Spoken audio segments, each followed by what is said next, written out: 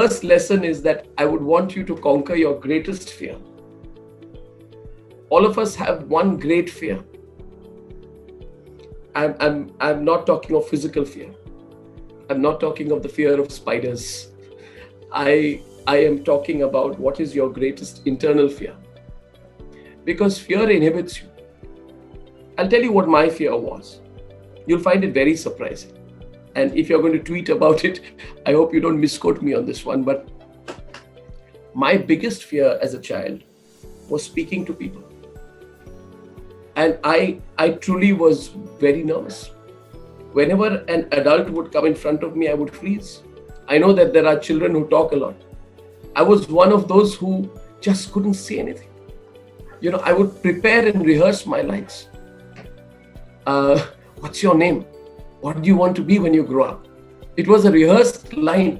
And when I was introduced, when my father would call me, introduce me to others and elders, I would just speak my rehearsed lines and run away. And my heart would flutter every time I would speak. So my greatest fear as a child, as growing up, was speaking to people.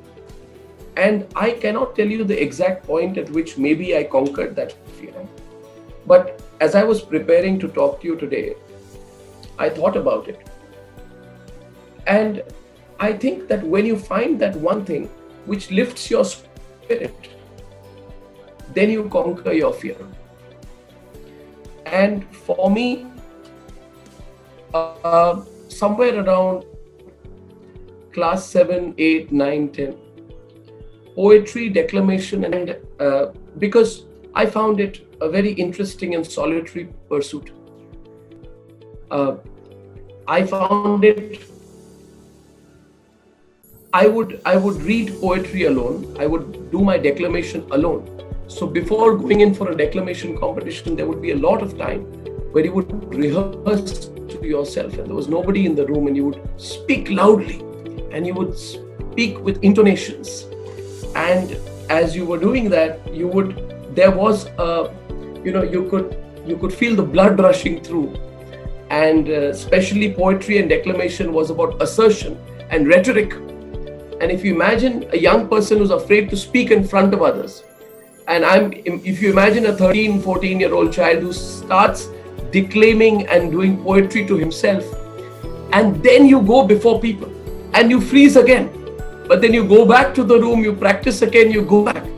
And there is one moment when there is somebody in the audience who will appreciate what you've done. And we are all looking for that recognition.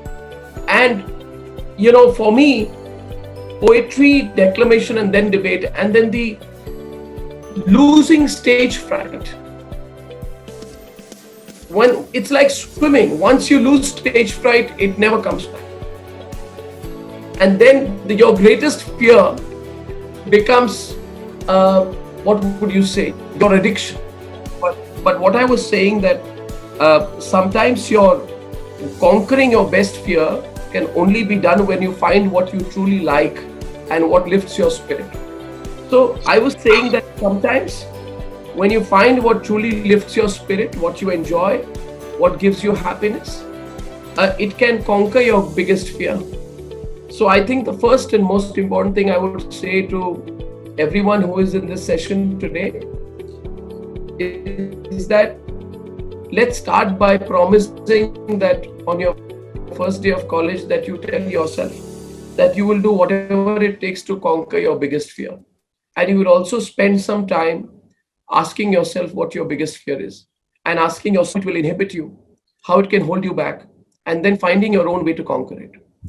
I think it will help you a great deal in life, because life is not just about the academic part of it. Life is about the life lessons. And so for me, my biggest fear I shared with you.